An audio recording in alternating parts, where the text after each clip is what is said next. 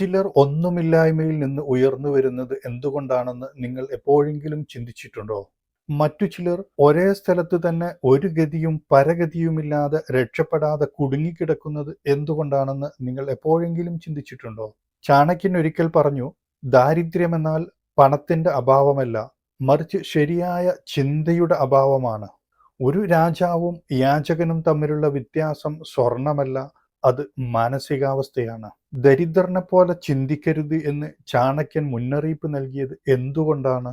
ഇന്ന് നമുക്ക് വിജയത്തിനായി സ്വീകരിക്കേണ്ട ചാണക്യന്റെ ശക്തമായ ഉപദേശങ്ങൾ പരിശോധിക്കാം. നമസ്കാരം. മോട്ടീവ് ഇൻസൈറ്റ്സിലേക്ക് വീണ്ടും സ്വാഗതം. പുരാതന ജ്ഞാനത്തെ ആധുനിക ജീവിതത്തിൽ പ്രയോഗിച്ച് നമ്മുടെ ചിന്തകളും തീരുമാനങ്ങളും ശക്തമാക്കാനും സ്വപ്നങ്ങൾ യാഥാർത്ഥ്യമാക്കാനും നമുക്ക് ഒരുമിച്ച് യാത്ര ചെയ്യാം. നിങ്ങൾക്ക് ഇതുപോലുള്ള അറിവുകൾ നഷ്ടപ്പെടാതിരിക്കണമെങ്കിൽ ആദ്യമായി ഈ വീഡിയോ കാണുന്നവർ ചാനൽ സബ്സ്ക്രൈബ് ചെയ്യുകയും ബെല്ലൈക്കൺ അമർത്തുകയും ചെയ്യുക. ആദ്യമായി ദരിദ്രൻ എന്ന വാക്കിൻ്റെ ചാണക്യൻ്റെ അർത്ഥം പരിശോധിക്കാം. ചാണക്യനെ സംബന്ധിച്ചിടത്തോളം ദരിദ്രനായിരിക്കുക എന്നത് കാലിയായ പേഴ്സ് ഉണ്ടായിരിക്കുന്നതിനെ കുറിച്ചല്ല. അത് ഒഴികഴിവുകൾ, ഭയം, ആശ്രയത്വം എന്നിവയാൽ നിറഞ്ഞ ഒരു ശൂന്യമായ മനസ്സിനെ കുറിച്ചായിരുന്നു. ഒരു ദരിദ്രനായ ചിന്തകൻ എപ്പോഴും ഭാഗ്യത്തിനായി കാത്തിരിക്കുമെന്ന് ചാണക്യൻ പറഞ്ഞു. മാത്രമല്ല, തൻ്റെ ഇപ്പോഴത്തെ അവസ്ഥക്ക് മറ്റുള്ളവരെ കുറ്റപ്പെടുത്തുമെന്നും ഉയർച്ചയിലെത്താനും വിജയിക്കാനും പ്രവർത്തിക്കാൻ സ്വന്തം കഴിവിലും ശക്തിയിലും വിശ്വസിക്കുകയില്ലെന്നും ചാണക്യൻ പറഞ്ഞു. മറുവശത്ത് ഒരു ധനികനായ ചിന്തകൻ തൻ്റെ പരാജയങ്ങളെ ആയുധങ്ങളായി ഉപയോഗിക്കുന്നു, തൻ്റെ വേദനയെ ഇന്ധനമായും സമയത്തെ നിക്ഷേപമായും ഉപയോഗിക്കുന്നു. അടുത്തതായി നമുക്ക് മോശം ചിന്താഗതിയും തന്ത്രപരമായ ചിന്താഗതിയും തമ്മിലുള്ള വ്യത്യാസം നോക്കാം. ചാണക്യൻ ആളുകളെ രണ്ട് തരമായി വേർതിരിച്ചു. ഒന്ന് പരാതിപ്പെടുന്നവർ, രണ്ട് കണക്ക് കൂട്ടുന്നവർ. ഒരു പരാതിക്കാരൻ്റെ മനസ്സ് പറയും ജീവിതം അന്യായമാണ്. എന്നാൽ ഒരു കണക്ക് കൂട്ടുന്നവൻ്റെ മനസ്സ് ചോദിക്കുന്നു, ഇതിനെ എനിക്ക് എങ്ങനെ എൻ്റെ നേട്ടത്തിലേക്ക് മാറ്റാൻ കഴിയും? ദരിദ്രനായ ചിന്തകൻ പ്രശ്നങ്ങൾ കാണുന്നു, ജ്ഞാനിയായ ചിന്തകൻ സാധ്യതകൾ കാണുന്നു. അതുകൊണ്ടാണ് ചാണക്യൻ തൻ്റെ വിദ്യാർത്ഥികളെ പഠിപ്പിച്ചത്, നഷ്ടപ്പെട്ടതിനെക്കുറിച്ച് ഓർത്ത് ഒരിക്കലും കരയരുത്, അടുത്തത് ആസൂത്രണം ചെയ്യുക. അടുത്തതായി ഒരു യാചകന്റെയും രാജാവിൻ്റെയും കഥ നോക്കാം. ഒരിക്കൽ ഒരു യാചകൻ സഹായം അഭ്യർത്ഥിച്ച് ചാണക്യന്റെ അടുക്കൽ വന്നു.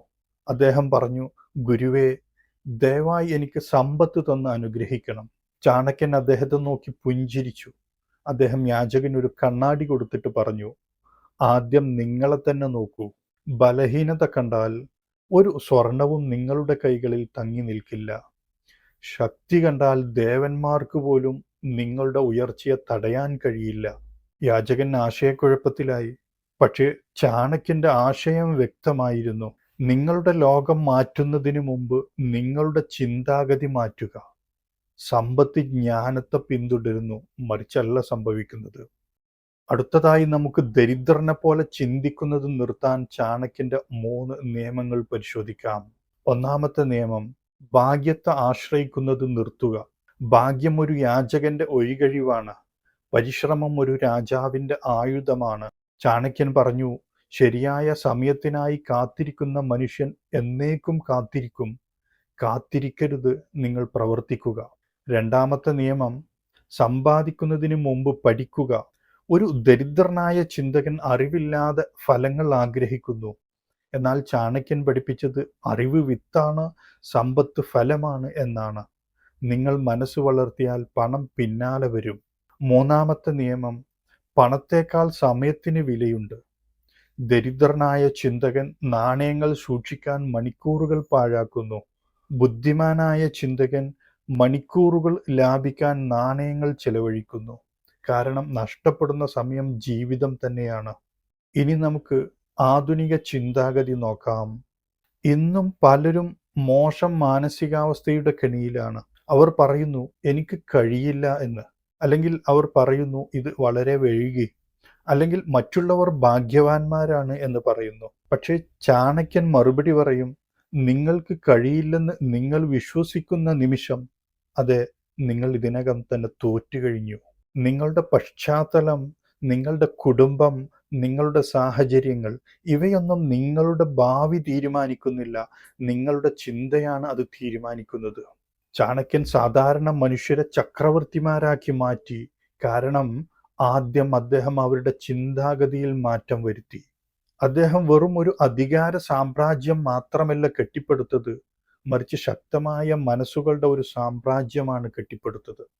അതുകൊണ്ട് ഇന്നു തന്നെ സ്വയം ചോദിക്കുക, ഞാൻ ദരിദ്രനെ പോലെയാണോ ചിന്തിക്കുന്നത്, അതോ ജ്ഞാനികളെ പോലെയാണോ?